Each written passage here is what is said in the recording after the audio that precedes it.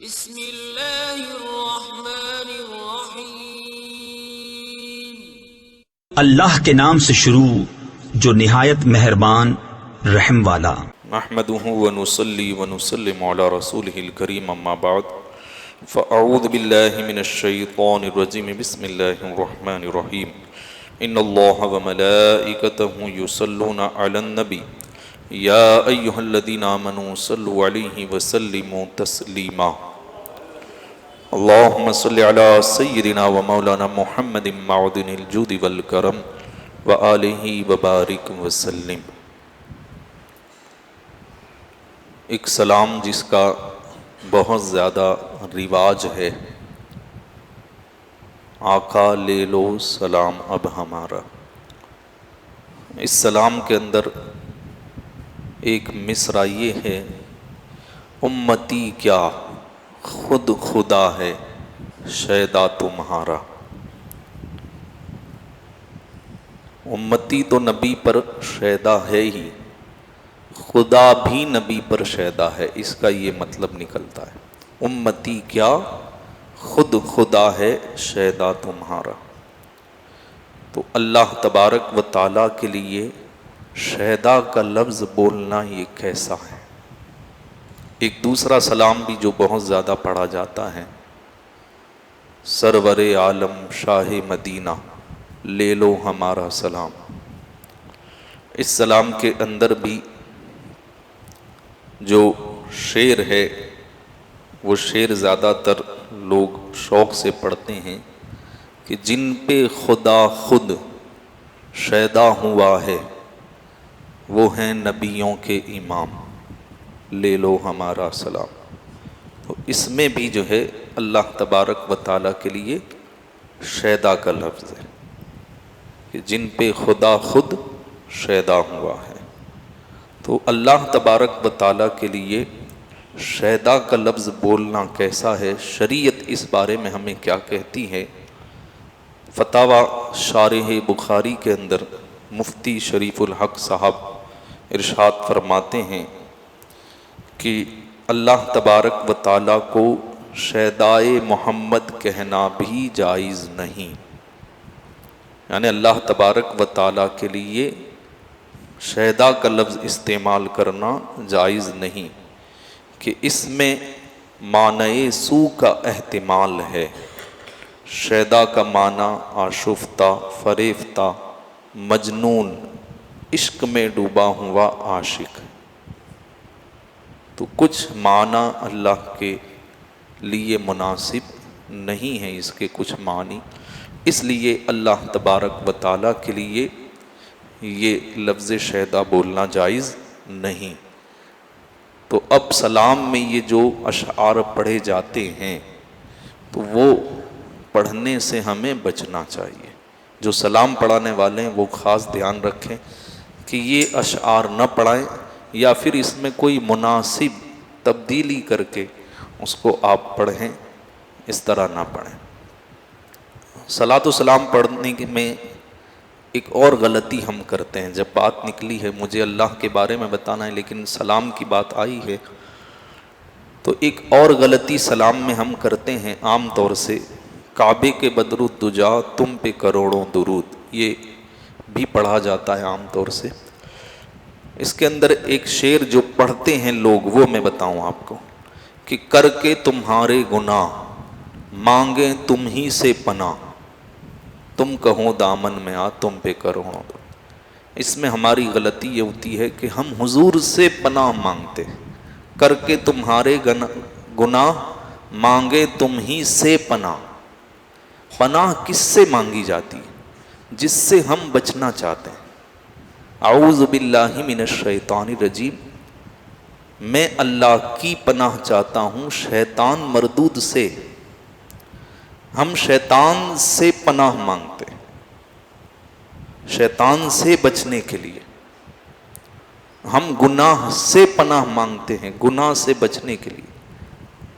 ہم شر والی چیزوں سے پناہ مانگتے ہیں اللہ کی، ان شر والی چیزوں سے بچنے کے لیے۔ تو سے کہنے سے کتنا معنی بدل جاتا ہے کہ ہم رسول اللہ صلی اللہ تعالیٰ علیہ وسلم سے پناہ مانگ رہے ہیں، یعنی حضور سے ہم دور رہنا چاہتے ہیں، بچنا چاہتے ہیں۔ اعلیٰ حضرت امام عشق و محبت نے جو فرمایا وہ تم ہی سے نہیں ہے، اصل شعر یہ ہے، کر کے تمہارے گناہ مانگیں تمہاری پناہ، کر کے تمہارے گناہ مانگیں تمہاری پناہ، یعنی جس کے دامن میں آ کر کے ہم کسی چیز سے بچنا چاہتے ہیں اس کی پناہ، جیسے ہم اللہ کی پناہ مانگتے ہیں کہ اللہ کی رحمت میں آ جائیں، شیطان سے بچ جائیں۔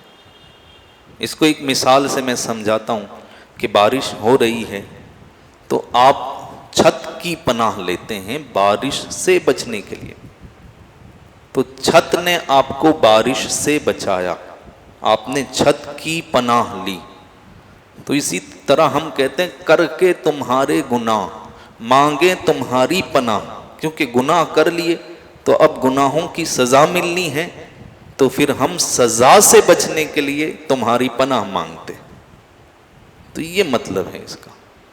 ہم بہت ساری سلامیں پڑھتے ہیں لیکن مطلب نہیں سمجھتے، بس ہمارا دھیان اور ہماری توجہ اس کی طرز پر ہوتی ہے، طرز کتنی اچھی ہے اسی پر ہمارا دھیان ہوتا ہے۔ اسی لیے میں نے خود اس کا تجربہ کیا ہے، دیکھا ہے کہ کوئی سلام پڑھنے والا کہتا ہے کوئی حسن عمل پاس میرے نہیں، تو سننے والے کہتے ہیں سبحان اللہ،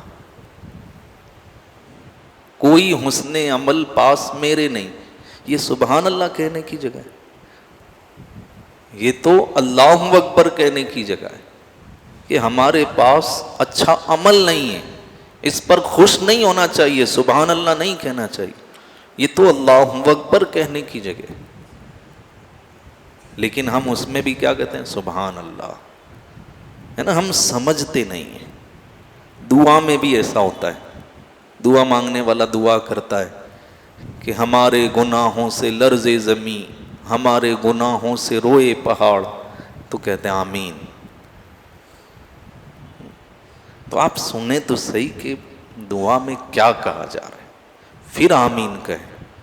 آمین کہنے کا، سبحان اللہ کہنے کا، اللہ اکبر کہنے کا موقع ہوتا ہے، بغیر سوچے سمجھے ہم یہ کہہ دیتے ہیں، تو اس سے ہمیں بچنا چاہیے۔ کوئی بھی چیز سنیں اسے سمجھنے کی کوشش کریں۔ میں آپ کے سامنے اتنی آسان زبان میں یہ ساری گفتگو اسی لیے کر رہا ہوں کہ میں جو کہنا چاہ رہا ہوں آپ کے دماغ میں آ جائے۔ ایک اور لفظ ہے اللہ تبارک و تعالیٰ کے بارے میں، کچھ لوگ کہتے ہیں، ماشاءاللہ آپ حضرات تو ذی علم ہیں اور نمازی آدمی ہیں، آپ کی زبان سے یہ کلمہ نہیں نکلے گا، لیکن آپ نے سنا ہوگا کہ کچھ لوگ اللہ کے بارے میں ایسا لفظ بولتے ہیں جب غصے میں آتے ہیں، کسی بات کو ان سے منوانا ہوتا ہے تو ہم انہیں اصرار کرتے ہیں کہ مان لیجئے مان لیجئے، تو وہ بندہ یہ کہہ جاتا ہے اللہ بھی اتر آئے تو میں اس کی بھی نہیں مانوں گا، خدا بھی اتر آئے تو میں اس کی بھی نہیں مانوں گا، یہ غصے میں بندہ کہہ جاتا ہے۔ تو اس کے بارے میں کیا حکم ہے؟ مفتی شریف الحق صاحب فرماتے ہیں کہ ایسا کہنے والا شخص کافر و مرتد ہو جاتا ہے، اس کی بیوی اس کے نکاح سے نکل جاتی ہے اور اس کی زندگی کی تمام نیکیاں برباد ہو جاتی ہیں۔ اللہ کے بارے میں کچھ بھی کہنا ہو، ایک بار نہیں 100 بار 1000 بار سوچیں، کیونکہ یہ اتنا آسان معاملہ نہیں ہمارے تمہارے جیسا کہ جو بھی بول دیا پکڑ نہیں ہوگی۔ یہ اللہ کی بارگاہ ہے، سب سے بڑی بارگاہ ہے۔ آپ فرماتے ہیں کہ اس میں 2 کفر ہیں، ایک تو یہ کہ اللہ اتر آئے، تو اللہ کے لیے اترنے کا لفظ بولنا، یہ مکان کو ثابت کرنا، جسم و جسمانیات کی طرف اشارہ ہے، تو یہ بھی کفر، اور یہ کہ اللہ کی بھی نہیں مانوں گا، یہ بھی کفر۔ تو 2 کفر ہیں اس میں تو ایسے کلمات بولنے سے سب کو بچنا چاہیے۔ اب خاص طور سے جب ہم غیر مسلم سے بات کرتے تو ہمارے کچھ بھائی جو ہے یہ کہتے ہیں بھگوان اچھا کرے گا۔ ان کی مراد یہ ہوتی ہے کہ ہم تو اللہ کو ہی بھگوان کہہ رہے ہیں، تو اللہ تبارک و تعالیٰ کو بھگوان کہنا یا رام کہنا، کچھ لوگ کہتے ہیں رام، اللہ اور رام دونوں برابر ہے، یا کہتے ہیں رام رحیم برابر ہے، ایسا بھی کہتے ہیں۔ تو یہ کہنا، اللہ کو ایشور کہنا، ایشور اچھا کرے گا، ہم مراد لیتے ہیں کہ اللہ اچھا کرے گا۔ تو زیادہ تر یہ کلمات کب نکلتے ہیں؟ غیر مسلم سے بات کرتے ہو۔ تو یہ کہنا کیسا ہے؟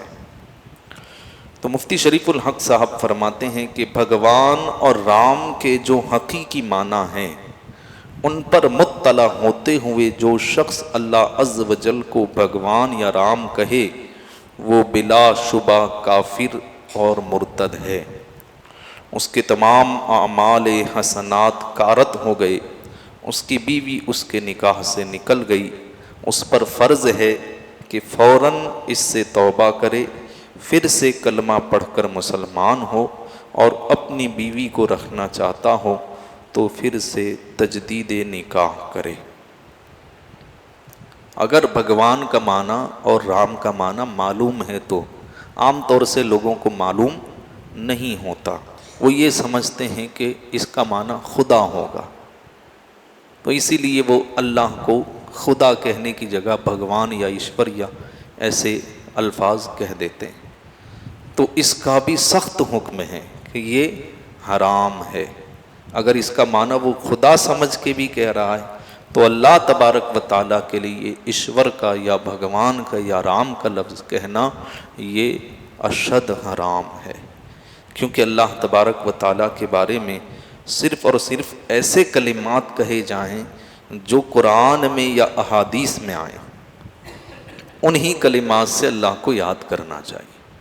اب اگر آپ گفتگو کر رہے ہیں غیر مسلم سے، آپ اللہ اچھا کرے یہ تو کہہ نہیں پائیں گے، آپ یہی سوچ رہے ہوں گے کہ پھر کیا کہیں، تو آپ مالک کہیں،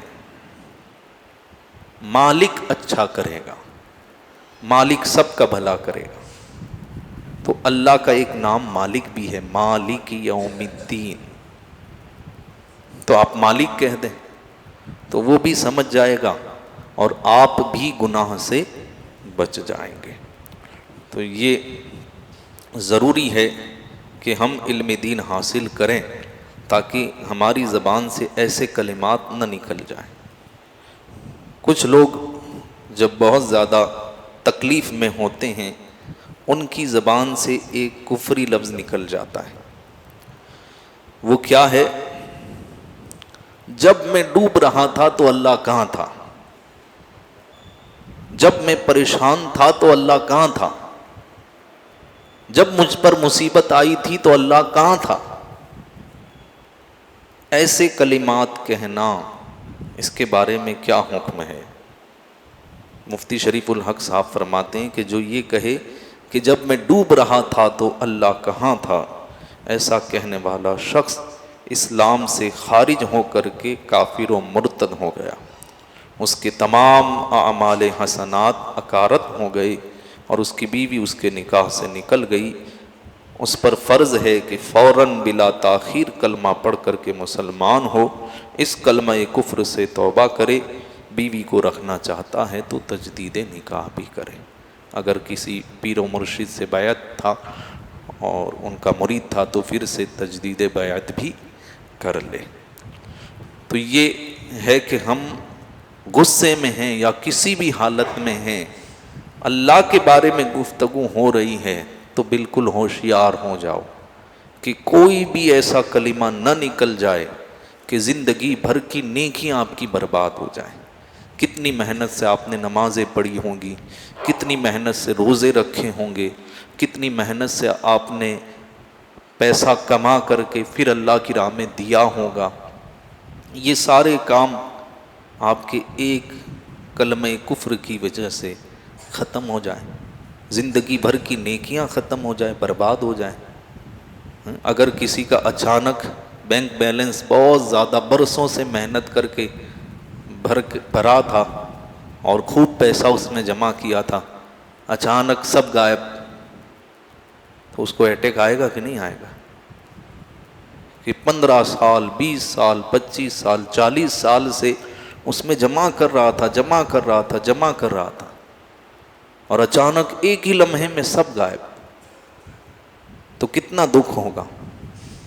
اس سے بھی زیادہ دکھ کی بات ہے کہ یہ مال تو کبھی بھی فنا ہونا تھا، نیکیاں تو آپ کی قبر میں ساتھ میں آنے والی تھی، لیکن وہ آپ نے برباد کر دی۔ تو اس لیے یہ اتنا آسان نہیں ہے، ایسے کلمات سے ہمیں ہمیشہ بچنا چاہیے۔ اللہ تبارک و تعالی ہم سب کو ایمان پر ثابت رکھے اور کلمات کفر سے ہماری حفاظت فرمائے۔ السلام علیکم ورحمۃ اللہ وبرکاتہ۔